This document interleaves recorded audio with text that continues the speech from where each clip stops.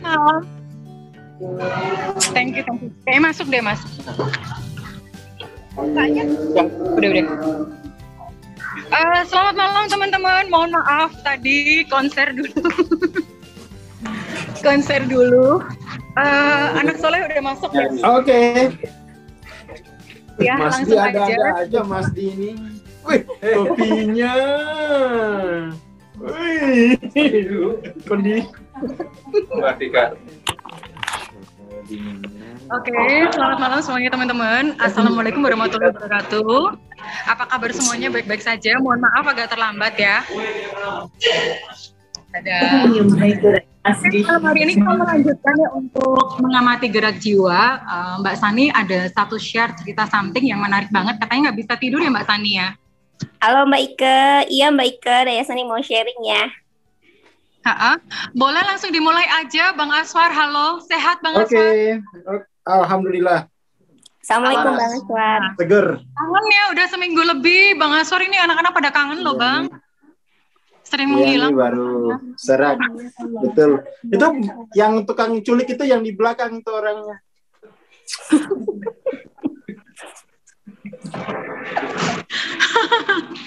Tukang culik Bang Aswar, tadi aku tanya, nggak dicari istrinya nih. Siapa istrinya ya Bang Aswar? Silakan Bang, dibuka dulu biar afdol. Oke. Bismillahirrahmanirrahim. Assalamualaikum warahmatullahi wabarakatuh. Selamat malam ya. Lama sekali kita banyak melewatkan event-event penting ya. Kemarin itu yang hot itu soal bunuh diri ya. Ya kan, itu kayaknya perlu sedikit kita bahas lalu.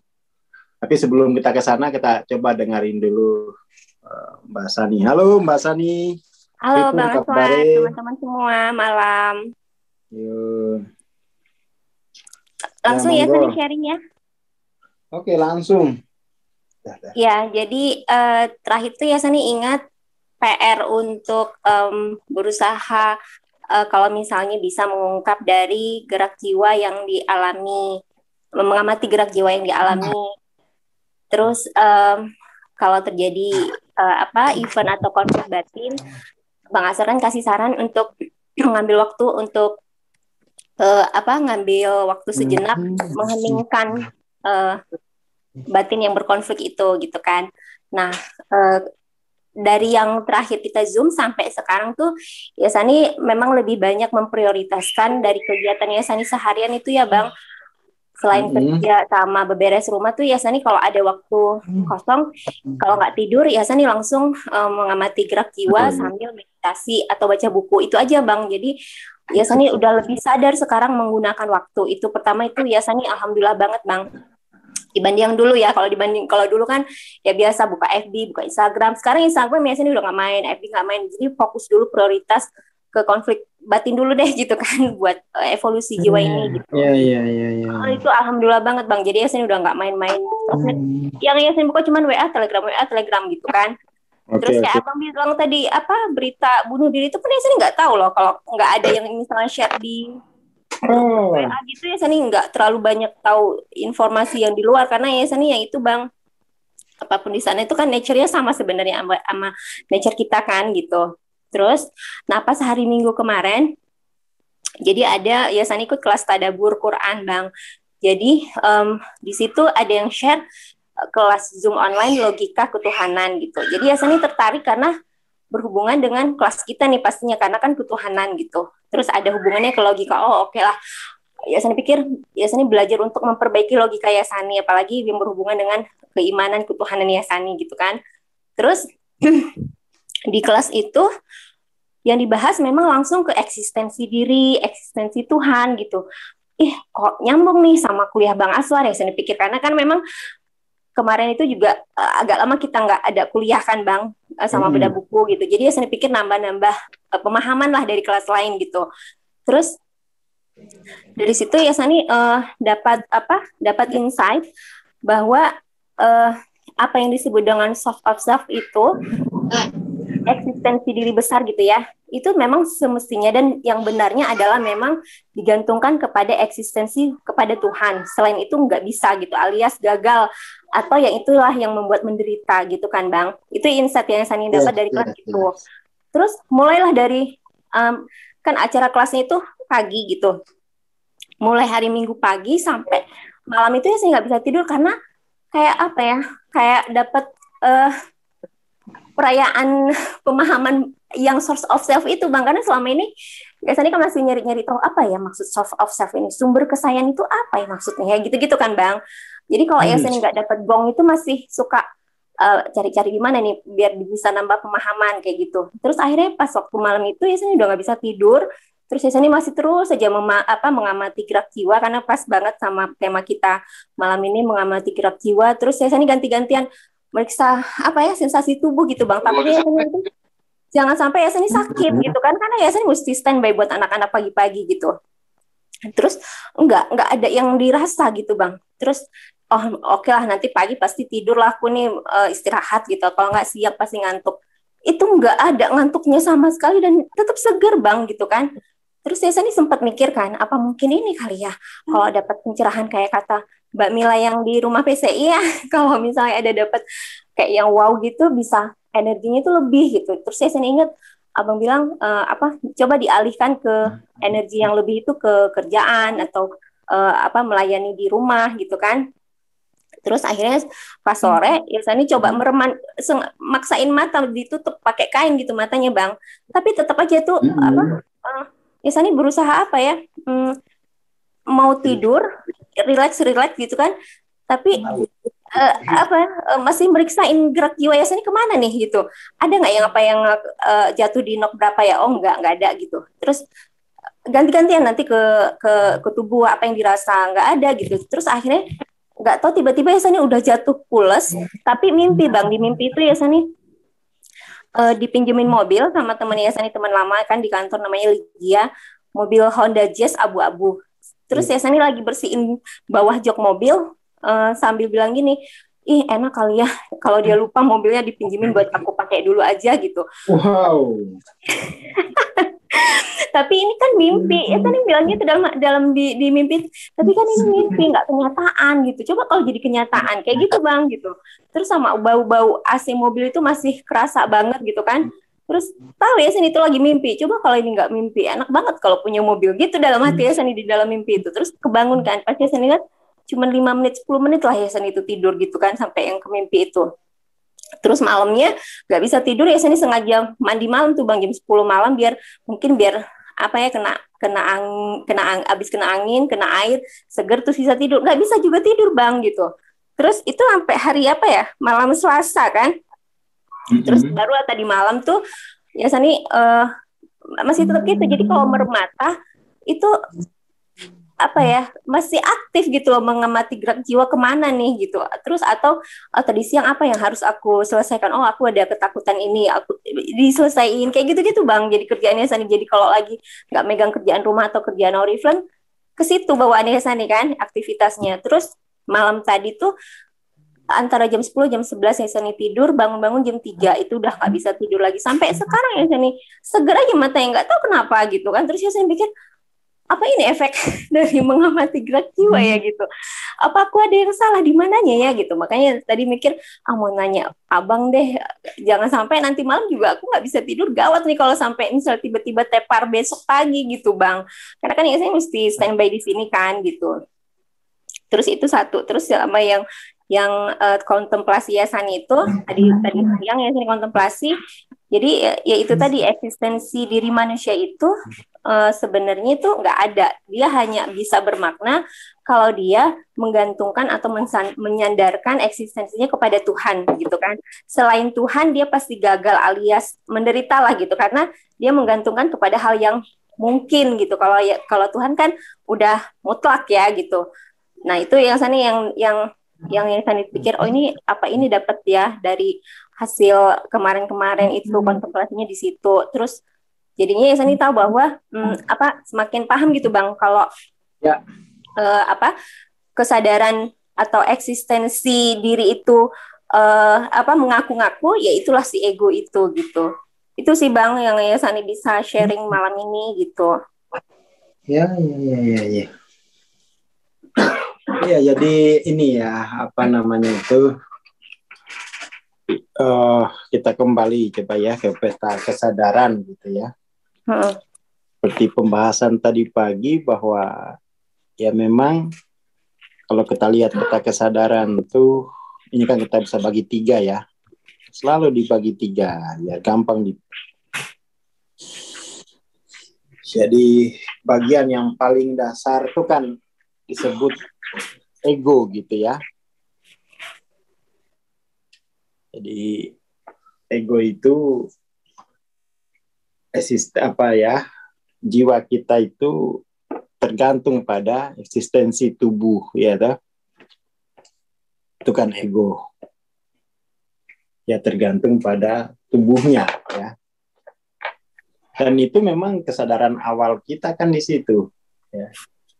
Kesadaran awal itu bukan kesalahan, tetapi ya memang kita memulainya dari situ gitu ya. Lalu kemudian ego ini punya apa ya? Jadi kesadaran ego itu selalu mengarahkan kita pada pemenuhan ketubuhan kan. Pemenuhan ketubuhan. Arahnya ke situ. Lalu kemudian dalam pemenuhan ketubuhan itu kan ego itu pada akhirnya menyadari ya bahwa ada ego yang lain yang juga orientasinya adalah pemenuhan ketubuhannya kan gitu ceritanya ya.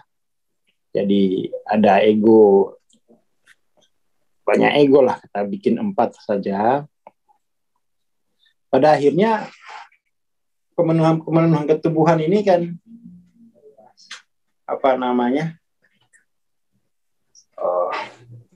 Pemenuhan ketubuhan ini kan pada akhirnya kita apa namanya ya kita harus apa namanya itu kita harus mintakan persetujuan dengan orang lain biar nggak saling bunuh gitu kan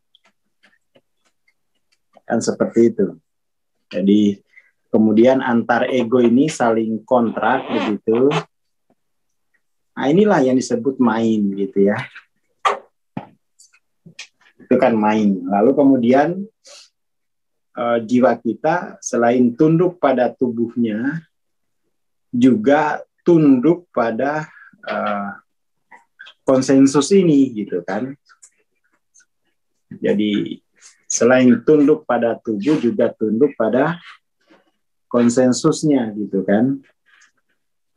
Itu yang main kan ceritanya begitu. Bahkan ego bisa terancam kalau dia melanggar konsensus itu.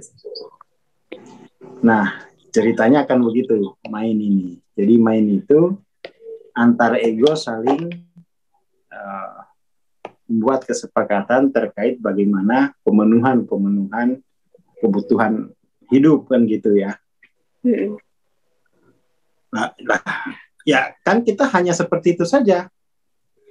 Sepanjang hidup kita kesadaran subjeknya kan hanya ego main gitu terus. Ya kan? Padahal tuh ada satu dimensi yang lebih tinggi yang disebut dimensi keilahian kan ya. Dimensi keilahian ini jiwa kita tidak dia bebas, dia merdeka. Dia merdeka. Tapi memang tantangannya kan untuk bisa mengaktualkan keilahian ini kita mesti mengatasi kebiasaan kita sendiri ya.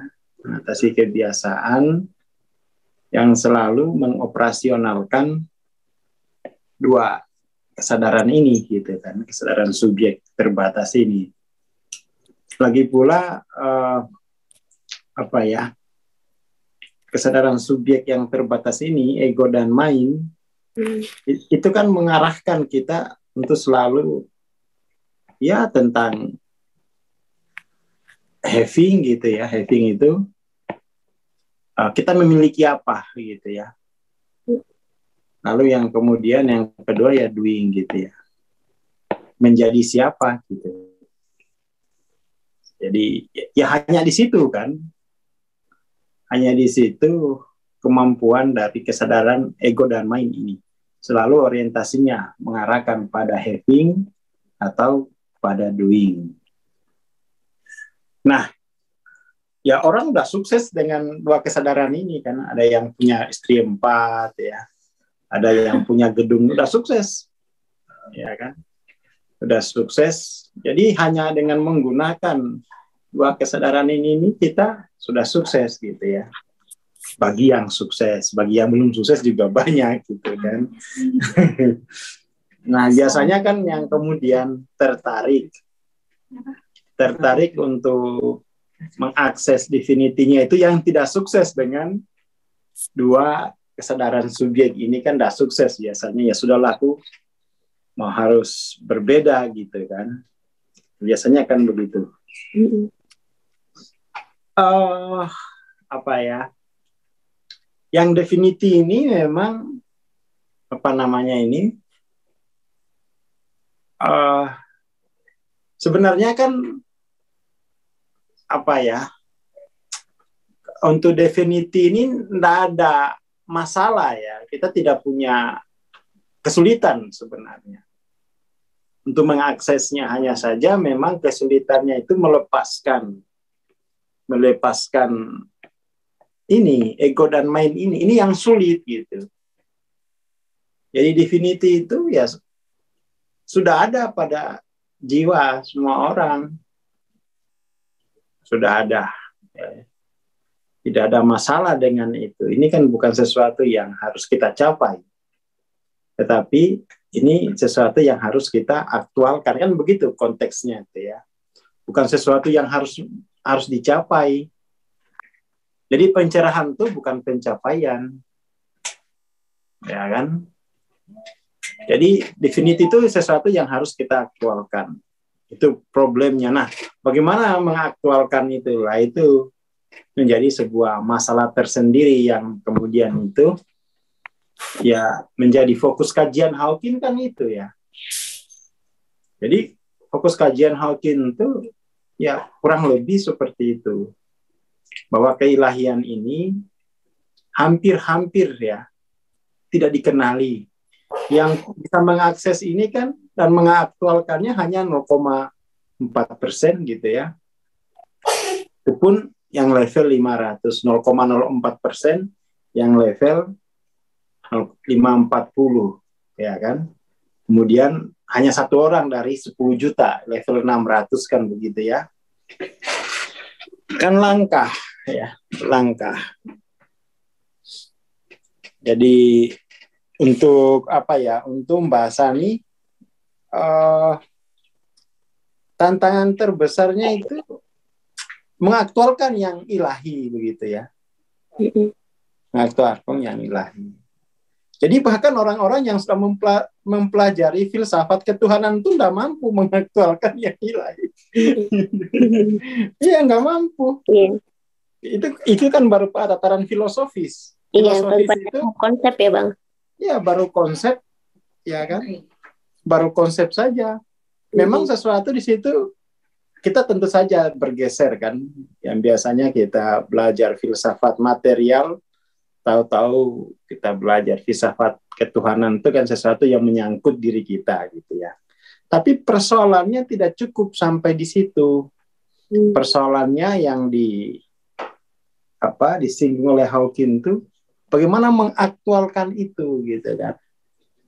Bagaimana mengaktualkan keilahian. Nah, itu mengetahui filsafat tentu berguna ya, bukan tidak berguna. Tetapi dia tidak punya daya transformasi gitu. Tidak punya daya transformasi. Setidaknya memperkaya lah ya. Memperkaya pengalaman berpikir kita. Ya toh? Memperkaya pengalaman berpikir. Jadi pikiran itu hanya mampu bekerja kalau ada konsep gitu kan. Iya.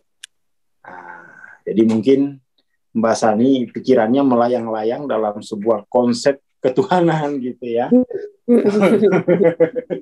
Ya mungkin ke sana gitu ya. Biasa lah, saya juga pernah hal semacam itu. Tetapi pada akhirnya kita harus bertanya gitu. Bahwa keilahian itu harus diaktualkan, tidak cukup hanya menjadi sebuah konsep filsafat, ya kan? Itu yang paling pokok gitu. Ketika kita ngomong bagaimana mengaktualkan keilahian, nah di situ kita akan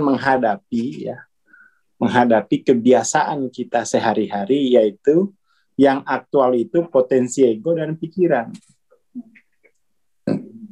Ya kan? Nah, situ tantangannya tuh. Lalu kemudian apa istilahnya ini ya? Kan problematiknya itu. Tapi begini, Hawking tuh mengarahkan kita untuk tidak memversuskan gitu ya. Tidak memversuskan antara ego, pikiran, dan keilahian itu udah diversuskan. Karena dia bukan musuh, gitu kan. Bukan musuh. Yang penting itu kita bisa mengetahuinya gitu. Bahwa hari ini itu yang aktual itu ego. Baru kemudian ego tadi, sifat-sifat ego itu kan mengarahkan untuk pemenuhan kan. Kita bisa lihat di situ. Jadi kalau bahkan pada tingkat yang lebih ini lagi ya, yang agak sakit, ego itu tidak hanya mendorong ke pemenuhan, justru mengarahkan kita untuk sedih, ya. Sedih dan cemas, gitu ya. Sedih dan cemas, itu masih nature ego. Jadi Mbak Sani biar bisa langsung tidur gitu ya, nggak terputar-putar dalam konsep konsep filsafat yang ketuhanan itu. Kembali lagi bahwa keilahian ini harus aktual gitu. Jadi tidak cukup itu hanya mungkin sebagai sebuah ideologi ya, itu mungkin mampu mengubah struktur Mbak Sani berpikir. Makanya itu mungkin ya besar mungkin ya perubahan struktur cara berpikirnya gitu. Karena kayak baru tahu hari Minggu kemarin Bang, ternyata yang disebut eksistensi itu ya Tuhan itu sendiri gitu. Itu kayaknya hal baru banget buat Yasa nih gitu Bang. Ya itu kan bahasan filsafat gitu ya. Jadi ada eksistensi yaitu Tuhan, lalu kemudian ada esensi gitu kan, lalu ada esensi, ada konsepsi, ada persepsi, itu kan hal-hal ya. Jadi eksistensi, lalu kemudian ada esensi, ada konsepsi gitu ya, lalu ada persepsi, kan gini. Eksistensi itu kan source of self. Sementara esensi itu kan pengalaman langsung kita ya. Lalu konsepsi itu cara kita berpikir. Jadi kalau persepsi itu kan apa yang dicerap oleh panca indera kita, lalu ya itu menjadi bahan dari konsep-konsep. Ini sebenarnya kalau dalam epistemologi ilmu ya, ini kita sebut ini alam. Yang ini alam fisik gitu ya. Kalau ini alam pikiran. Yang ini alam pengalaman gitu ya. Alam kesadaran. Sementara ini alam suwung atau alam existence itu yang sifatnya ineffable, nggak bisa lagi diketahui gitu ya. Kalau dalam epistemologi kan gitu. Jadi dalam epistemologi ini alam yang bisa dialami ya. Nah, ini esensi nih yang bisa dialami langsung, alam kasunyatan kan gitu ya. Alam kasunyatan, alam yang bisa dialami dengan kesadaran diri. Sementara ini alam eksistensi ini itu tidak bisa lagi kita alami. Karena itu kan eksistensinya Tuhan kan. Iya. Eksistensinya Tuhan. Ini yang sifatnya ineffable dalam peta kesadaran. Ini sifatnya ineffability ya. Yaitu kalau dijadikan kalau dijadikan epistemologi gitu ya. Lalu alam fisik kita mengetahuinya lewat rangsangan panca indera ya. Alam pikiran kita mengetahuinya dengan menelusurinya dengan penalaran. Nah, kemudian esensi itu dialami dengan kehadiran kan gitu ya. Dialaminya dengan kehadiran. Berarti Jadi, kalau yang penyaksian itu Bang yang di esensi ya? Itu kan nggak bisa kita ketahui karena itu eksistensi kan, alamnya Tuhan. Oh. Kita yang bisa kita alami kan esensi. Ya, yang bisa kita alami itu sampai pada tak terhingga. Ada yang 1000 sampai ke atas terus gitu kan. Sampai di atas terus. Tapi kalau eksistensi kan ineffability ya. Kita nggak bisa ngalamin itu. Kecuali kita menjadi Tuhan itu sendiri kan, baru mengalami rasanya menjadi Tuhan kan gitu. Ya kan, mengalami rasanya menjadi Tuhan. Itu kan eksistensi. Kalau di epistemologi begitu gitu ya. Tapi ini kan dipelajarinya untuk membangun ilmu, ya, membangun ilmu. Nah, ya bagus sih, bagus. Tapi yang paling penting itu bahwa bagaimana kita mengurangi dominasi ego dan mind setiap hari gitu kan. Ketika dia berkurang, maka berarti itu divinity itu mulai mengambil alih kehidupan kan begitu. Mulai mengambil alih. Pertanyaan pertama untuk menuju pencerahan, untuk mengaktualkan definisi itu, ini pertanyaan apa yang saya wakili gitu, what am I? Ya, itu pertanyaan pertama untuk mengaktualkan definisi. Itu Mbak Sani harus ini loh, apa itu namanya ya? Harus bukan hati-hati sih. Ya, mempelajari filsafat itu bagus.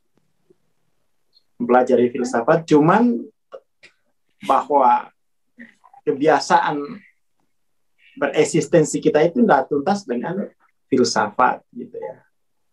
Dia mesti tuntasnya dengan kemawasan, mawas gitu ya.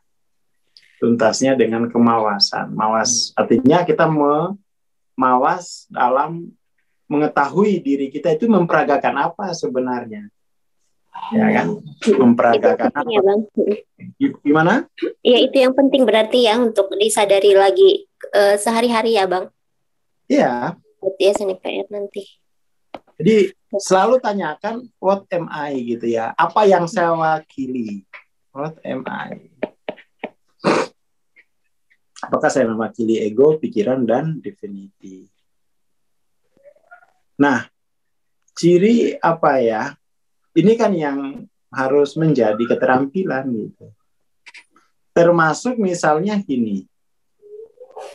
Melihat katakan habis mempelajari filsafat ketuhanan lalu nggak tidur gitu ya. Oke, nggak apa-apa. Cuman harus tetap disadari bahwa ya saya yang mengetahui itu gitu kan. Saya yang mengetahui. Nah, ketika sudah kuat yang mengetahui ya tuh, yang diketahui itu adalah Mbak Sani sendiri, itu definiti mulai hidup kan di situ tuh. Itu aja terus yang dikuatkan ya, yang dikuatkan. Lalu kemudian desakan-desakan yang terjadi antara pikiran kita ini kan pasti terdesak oleh konsensus, ya toh? Pasti terdesak oleh ketubuhan gitu kan, harus makan bagaimana, ya toh? Dia kan terdesak di situ. Jadi seperti itu.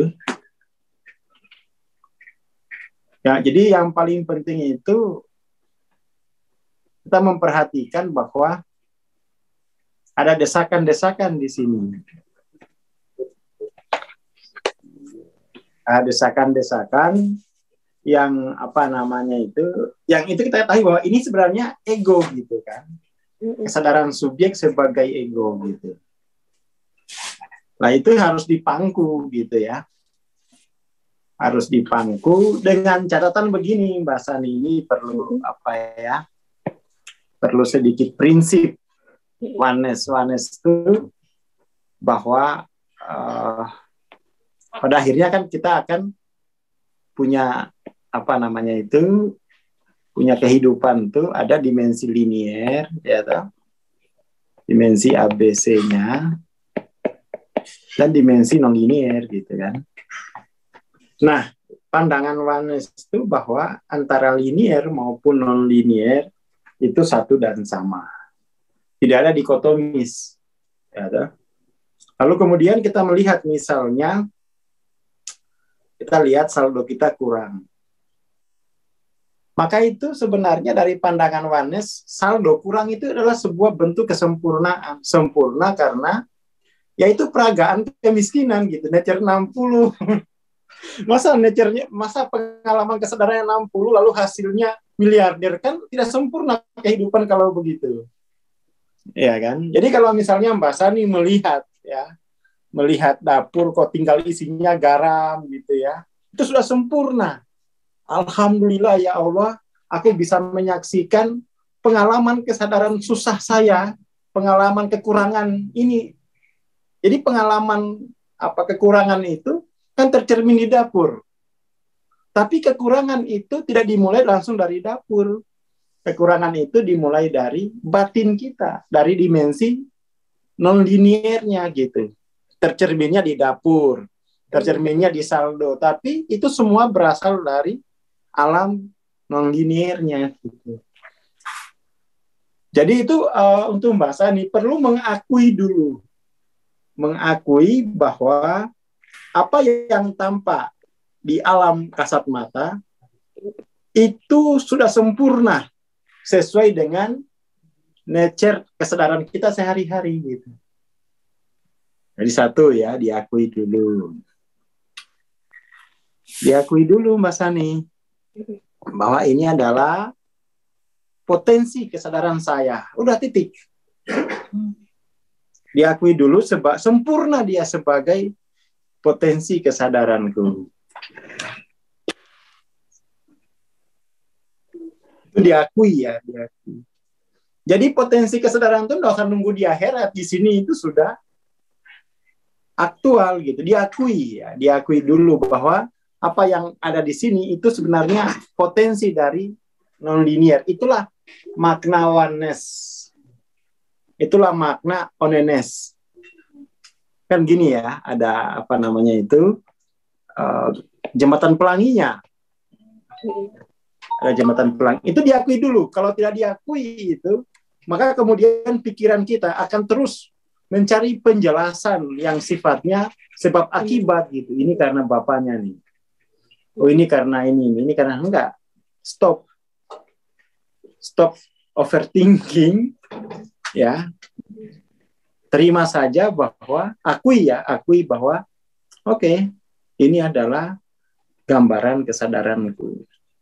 Begitupun dengan pada anak-anak. Oke, ini adalah potensi kesadaranku yang aktual pada mereka gitu. Itu satu, itu pengakuan gitu ya. Sehingga kemudian tuh dari mengakui itu Mbak Sani akan optimis ketika membaca peta kesadaran, oke lah, 20 tahun pertama aku punya kesadaran yang hanya aktual yang ini gitu ya, yang bawah. Sekarang aku mau aktualkan yang tinggi-tinggi. Kan ada optimisme ketika membaca kesadaran, ya toh? Nah, jadi tidak perlu lagi harus mencari apa itu namanya papatasol ya untuk mengubah efek dari kesadaran kita. Nggak perlu Mbak Sani. Papa tajir soleh ya kan. Nggak perlu berpikir tentang itu. Seperti itu.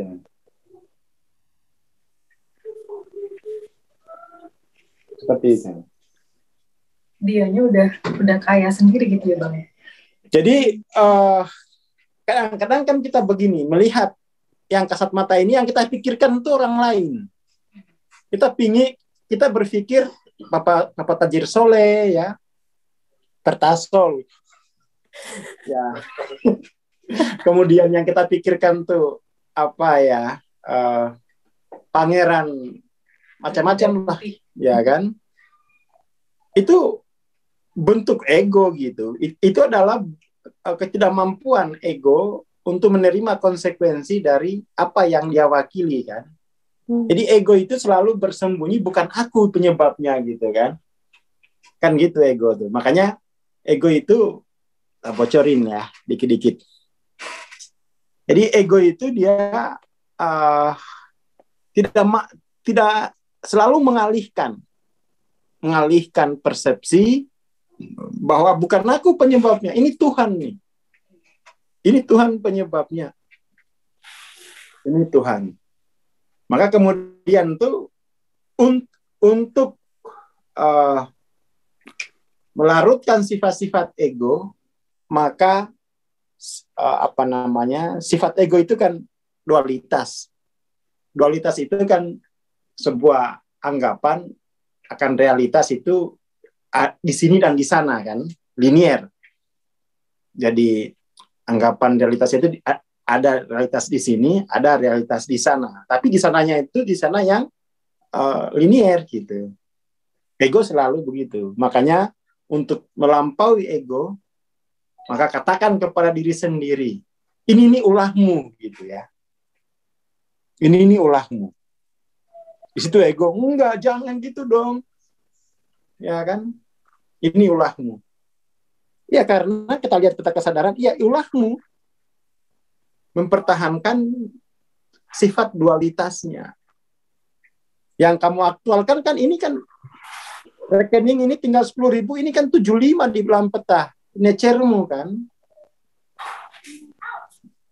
Kan seperti itu. Maka kemudian tuh kita mesti, what am I? Aku udah pegel memperagakan ego 20 tahun. Ogah.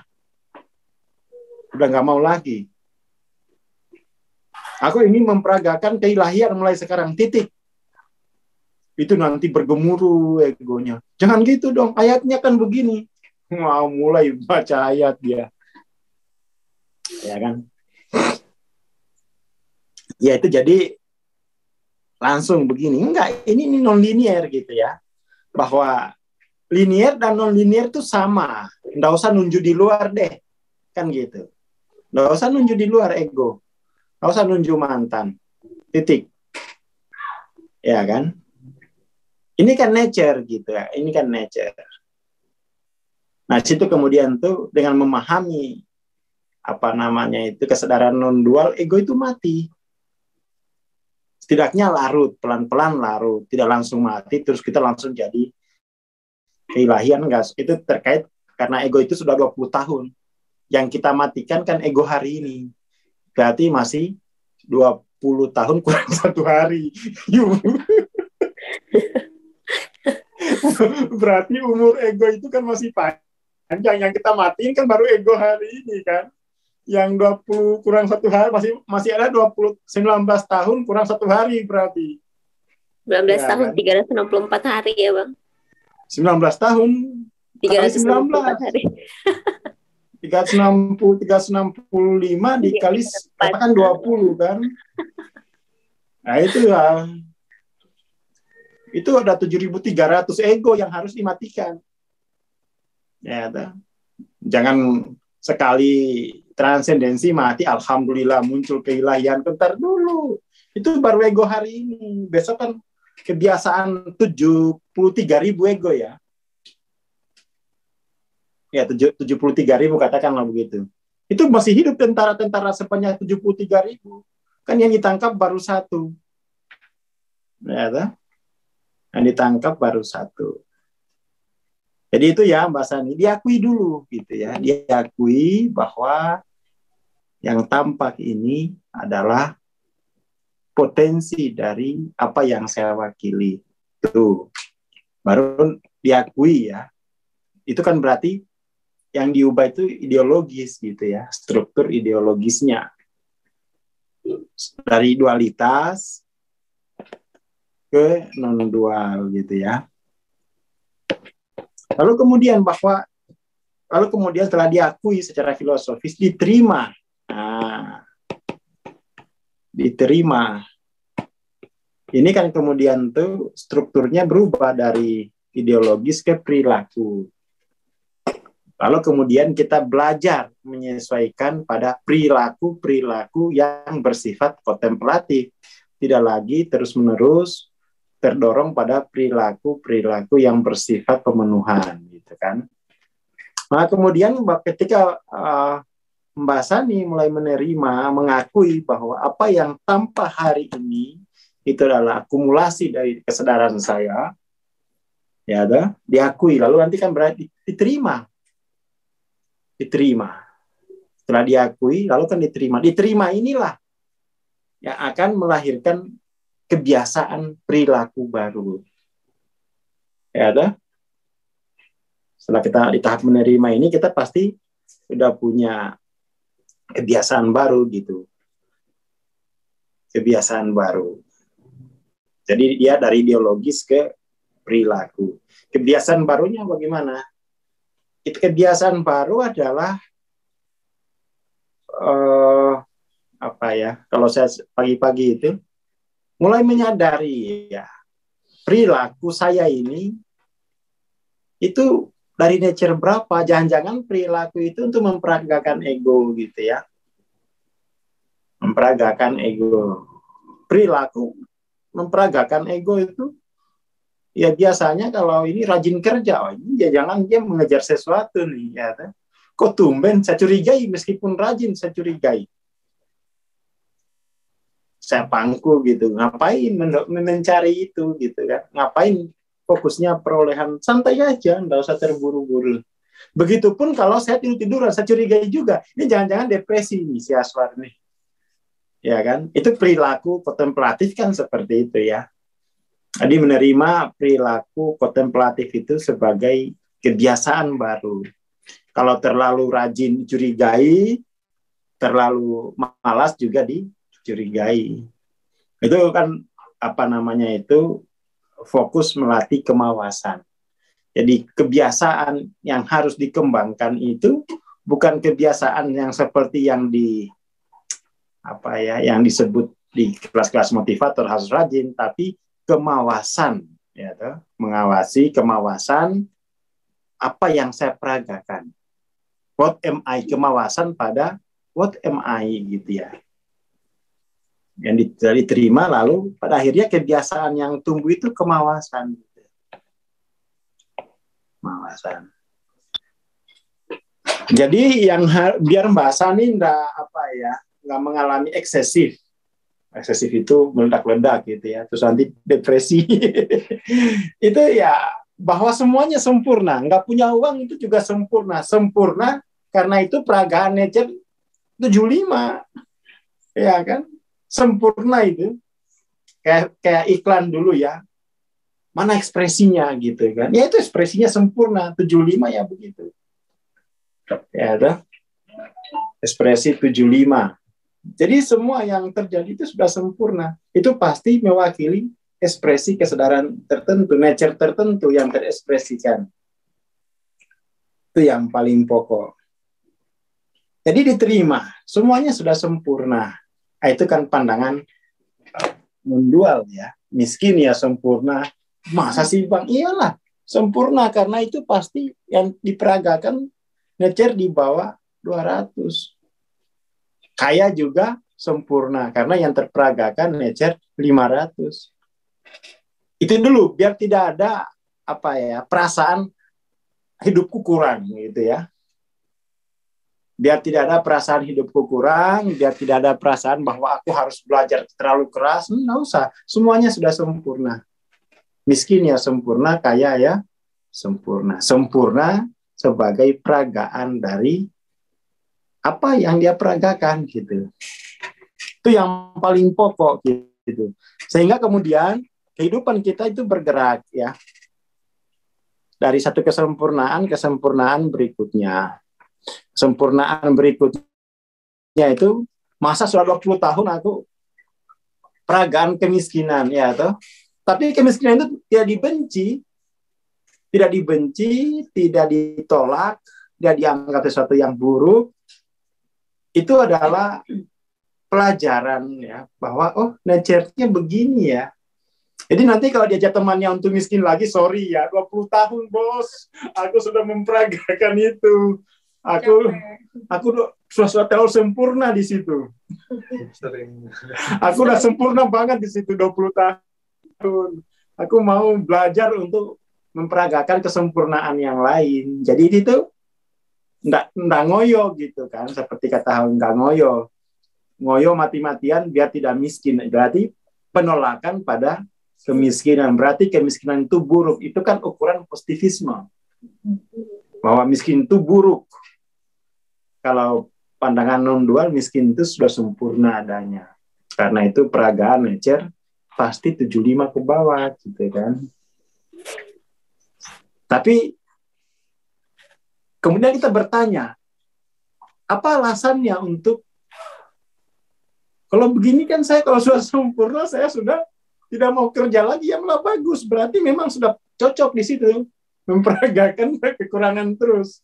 Kita kan ini ya sering kali itu menggunakan kekurangan itu lalu membencinya, lalu kita bergerak ke arah sebaliknya gitu kan. Marah dengan kemiskinan, tidak perlu marah. Itu justru ya 150. Tidak perlu marah. Kita mencari alasan terus, Bang. Kalau aku melihat kemiskinan sudah sempurna, apa alasannya aku harus kerja keras? Lo nggak ada alasannya. Ya, kan? Ya kalau kamu memang betah miskin, ya silakan. Ya, itu sudah sempurna. Gitu. Nggak ada yang harus dibenci. Mendingan miskin aja aku, Bang. Nggak perlu belajar, yang bagus, sudah sempurna. Soalnya kalau mau memperagakan nature yang lain kan harus belajar kan. Artinya belajar mengawasi ya. Dia terus-menerus mengekspresikan nature-nature lemah gitu kan. Tidak mencari lagi, tidak fokus mencari. Tapi dalam hal ini bukan kita memversuskan antara tindakan dan kemawasan. Itu kan tidak bisa ya. Kemawasan itu pada level kesadaran, sementara tindakan itu kan jangan diversuskan lah antara kemawasan dan tindakan. Kadang-kadang itu saking mendengar semuanya sempurna, kalau gitu aku mawas saja, nggak usah bertindak. Ya, nggak bisa begitu juga. Ya, kan kadang-kadang itu ya membutuhkan tindakan. Tapi itu tindakan bukan versus dari kemawasan. Itu ya bahasan ya. Jadi coba renungkan gitu ya, renungkan pengalamanmu dari kecil sampai sekarang. Lalu apa yang kamu dapat gitu ya. Ya pasti itu peragaan ego dan pikiran. Peragaan ego dan pikiran. Ya sudah, ya itulah. Kamu catat gitu ya, ambil. Peragaan ego dan pikiran ya begini ini hasilnya. Sudah sempurna dia.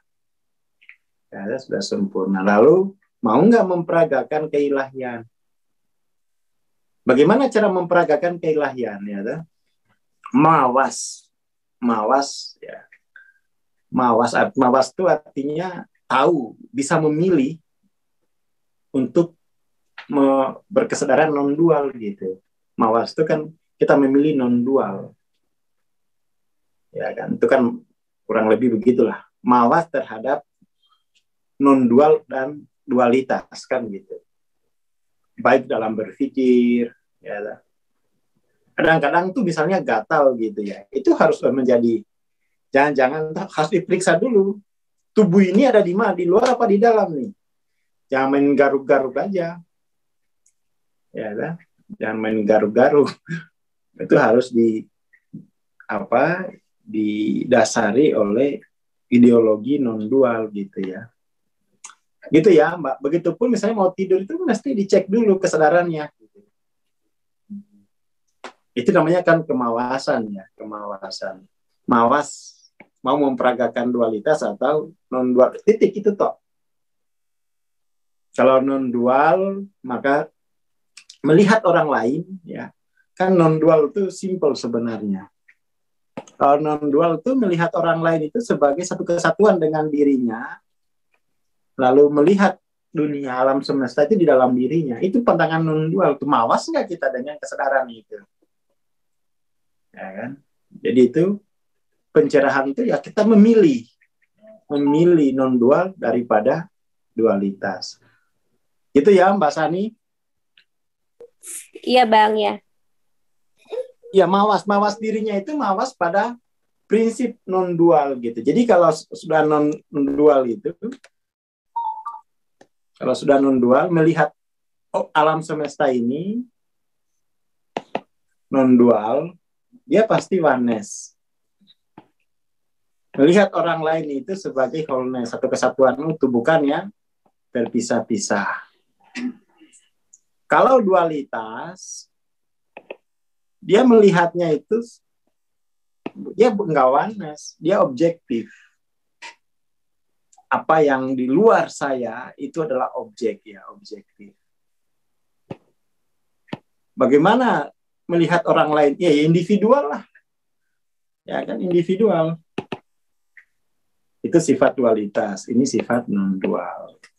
Nah, bahasanya bisa memilih gitu ya. Melihat anak-anak itu bukan sesuatu yang terpisah dengan dirinya. Mbak Sani, itulah diriku sendiri kok itu. Ya kan? Lalu tentang masa depannya. Nah, itu kan hal yang berbeda. Tentang masa depan, itu kembali lagi ke asas. Masa depan mereka itu tidak ditentukan oleh faktor-faktor eksternal, tetapi masa depan mereka itu adalah bisnis mereka sendiri dalam mengelola kemawasan. Itu aja. Jadi tidak usah ditempatkan dikaitkan dengan misalnya masa depan mereka tergantung susu yang mereka minum hari ini. Tidak usah gitu. Ya. Karena pada akhirnya kita sudah memegang asas non-dual bahwa apa yang aktual itu adalah konsekuensi dari kesadaran kita di dimensi non-linear. Nah, jadi gitu aja gitu. Jadi seperti itu. Itu justru lebih menjamin. Gitu ya. Jadi melihat anak-anak itu sebagai itu diriku gitu. Ketidakberdayaan mereka itu ketidakberdayaanku. Lalu bagaimana masa depan mereka? Masa depannya adalah tergantung kemawasan mereka. Dan itu bisnis masing-masing. Gitu. Bisnis masing-masing. Bagaimana mengelola potensi kesadaran itu, non-dual atau dualitas. Kalau mereka ngawas pada kesadaran non-dual, maka masa depan mereka itu ya sesuai dengan masa depan orang-orang yang tercerahkan. Tetapi kalau mereka tidak menyadari potensi non-dual, masa depan mereka ya seperti mamanya, katakanlah begitu. Mamanya 20 tahun yang lalu, sekarang udah non-dual. Simple sebenarnya. Jadi tidak terlalu jadi kita tidak memikirkan masa depan itu rumit-rumit gitu ya, karena kita mengerti hukum kesadaran gitu. Waduh, nanti anak saya nggak bisa sekolah ke Harvard ya. Toh Harvard nggak mengajarkan kemawasan pada dualitas non-dual kan? Seperti itu. Ya begitu kira-kira ya, begitu kura-kura.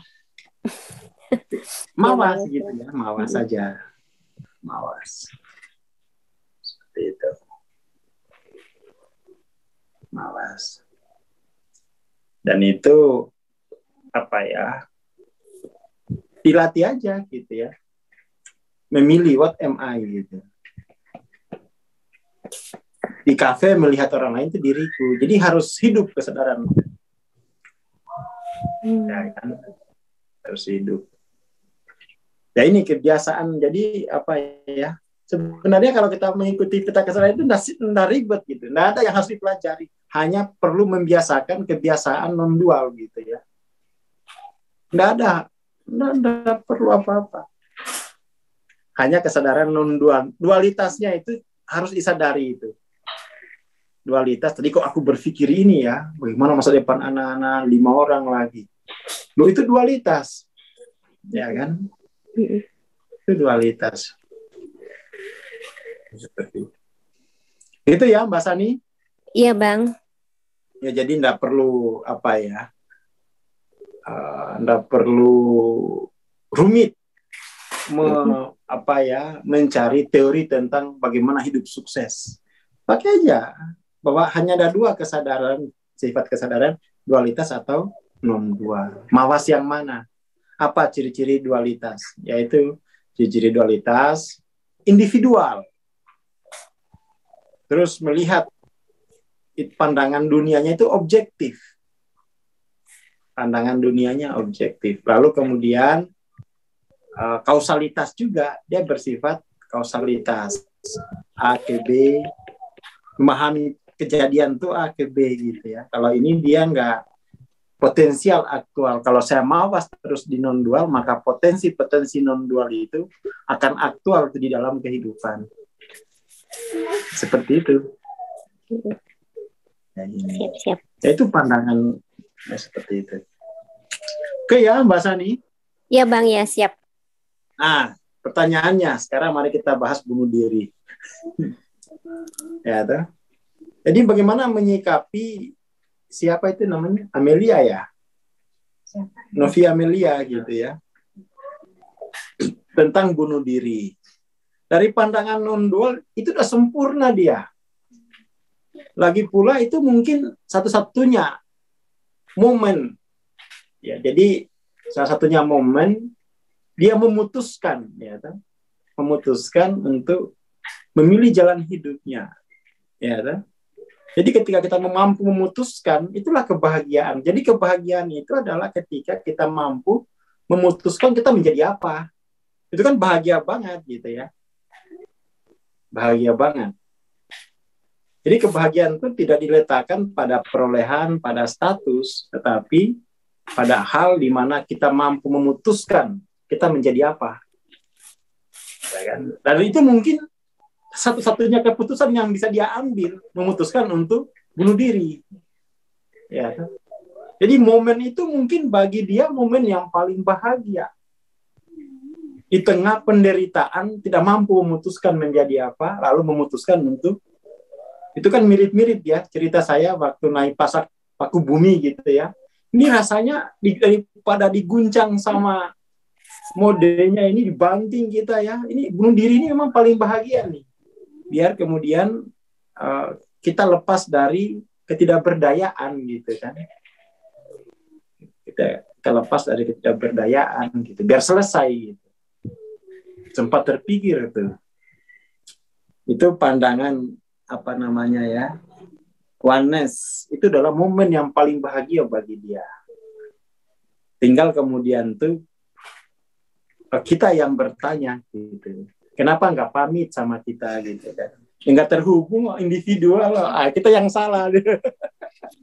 Kenapa nggak pamit sama kita gitu kan? Nggak terhubung. Nah, berarti kita yang kurang silaturahmi sama beliau. Seperti itu. Itu yang paling pokok ya. Itu yang paling pokok. Oke lah Mbak Sani, terima kasih. Assalamualaikum warahmatullahi wabarakatuh. Makasih banyak Bang Aswar. Waalaikumsalam warahmatullahi wabarakatuh.